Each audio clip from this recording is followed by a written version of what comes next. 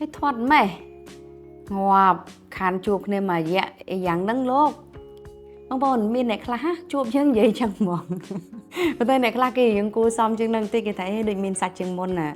ấy đôi sạch chiêm sạch lá để những lang sạch vậy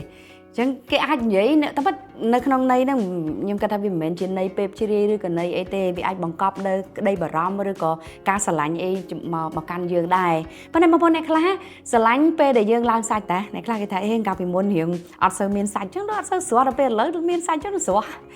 chẳng nhưng mà pe khá được pe để dương lang cả lỗ này khá có mơ khơi tha ô sạch này khá có mơ khơi tha ô ấy chân mình cho thầm đá phê nè mưa khơi bọc cọt cho khó khăn cả đá tham gia lắc cái bà sinh xem từ xe bị khang xem mất xem đã lên bầm bún nó bún sầm máy nhóm khơi lên bún nhóm bằng ở nhóm bằng hai bằng phôn mới khơi lên bầm muối vẫn lên tầm muối cả đá tầm muối còn mưa bị tăng khó khăn nhưng còn mưa khơi khó khăn đó mình làm bún nhưng thay hướng năng á hướng này sầm khăn nóคือสุขภาพไปได้บางคนคลาqua thời gian oi lang cả lỗคลาตรงนู้นกอดนะยังขมสตองได้จังก็ถือไทม์ดำไปเอาวิมีนตอเดียเพียบเรียงกายกอดได้เชิงจังจะไอเองจังตือใส่ดมไปจังตือกอดถือกายลางติ๊กดำไปเอาสกเพียบหล่อบางคนคลาถือกายไปจ่อดำไปกอดสกเพียบหล่อจังแหละคันเรียงกายไปยิ้มเซมเนี่ยต่างอ๋อ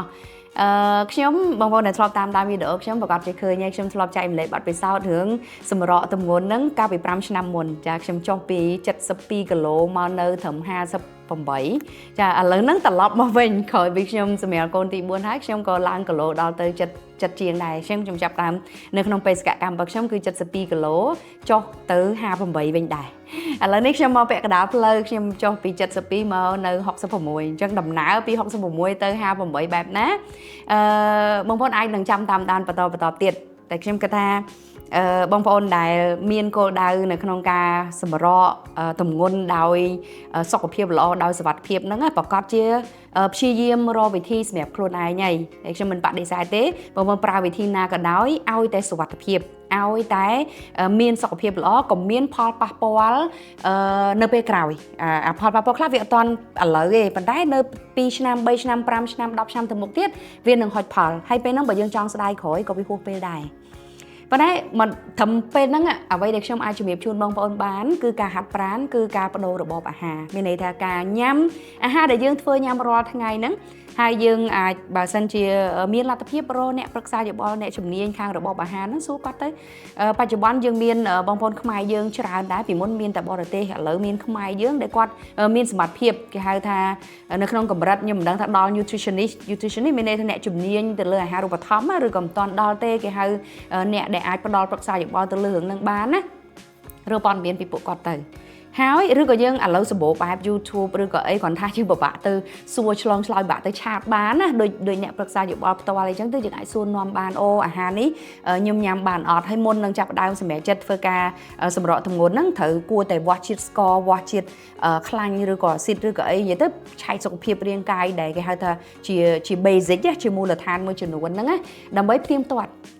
បេសកកម្ម90ថ្ងៃ30ថ្ងៃ60ថ្ងៃឬក៏90ថ្ងៃរបស់យើងណាយើងគោលដៅរបស់យើងចង់អីបើយើងចង់សម្រក់ទម្ងន់សម្រក់ធ្វើម៉េចឲ្យជាតិអាស៊ីតនឹងវាមកធម្មតាវិញជាតិស្ករនឹងមកធម្មតាវិញស្អីមកធម្មតាវិញអញ្ចឹងយើងមាននឹងជាការវាស់វែងដែរហើយអ្វីដែលសុវត្ថិភាពបំផុតគឺអាហារដែលយើងធ្វើខ្លួនឯងនឹងឯងចាបើយើងធ្លាប់ញ៉ាំពេញចានយើងមកញ៉ាំតែពាក់កណ្ដាលហើយយើងធ្លាប់ញ៉ាំចេបកញ្ចប់យើងឈប់ញ៉ាំចេបកញ្ចប់អញ្ចឹងទៅ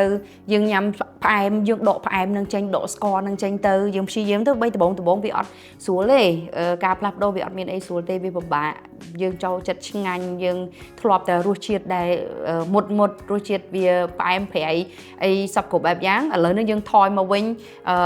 ប្រើតែអំបិលហើយនឹងម្រេចឬក៏អីយើងដកស្ករដកប៊ីចេងដកអីអញ្ចឹងវាប្រកាសជាអត់ឆ្ងាញ់ប៉ុន្តែសំណួរសួរថាតើយើងចង់បានឲ្យយើងសុខភាពល្អអត់តើយើងចង់បានទម្ងន់ស្តង់ដាររបស់យើងមកវិញអត់តើយើងចង់ឲ្យរាងកាយរបស់យើងរហ័សរហួនអត់តើយើងចង់ឲ្យយើងស្រួលស្លៀកខោយើងមកវិញអត់អាហ្នឹងក៏ជួយសំចៃដែរណាបងប្អូនពេលយើងឡើងគីឡូពេលខ្លះយើងត្រូវចាយលុយទិញកៅអៅថ្មីក្នុងគណៈពេលដែលកៅអៅយើងនៅច្រើនដែលយើងនៅពាក់បាននៅថ្មីឡើយអញ្ចឹងដល់ពេលយើងមកទម្ងន់ស្តង់ដារយើងអាចប្រើសម្លៀកបំពាក់យើងឡើងវិញបានដូចយើងជួយសំចៃអញ្ចឹងមិនចំណាយអីច្រើនទៅលើរឿងហ្នឹងដែរ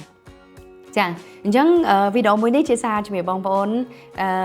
តកតងទៅនឹងរឿងសុខភាពពីព្រោះសុខភាពគឺជាមូលដ្ឋានគ្រឹះនៃរាល់ជោគជ័យទាំងឡាយបើសិនជាយើងអត់មានសុខភាពល្អហើយមិនថាបងប្អូនជោគជ័យទៅលើការសិក្សាការងារឬក៏រឿងលុយកាក់ប៉ុណ្ណាទេបងប្អូននឹងនៅតែមានបញ្ហាអញ្ចឹងបងប្អូនមានគេហៅថាបើសុខភាពផ្លូវកាយវាអត់ល្អទេអាសុខភាពផ្លូវចិត្តហ្នឹងក៏វាមកតាមក្រោយដែរវាមិនសប្បាយចិត្តទ្រុឌទ្រោម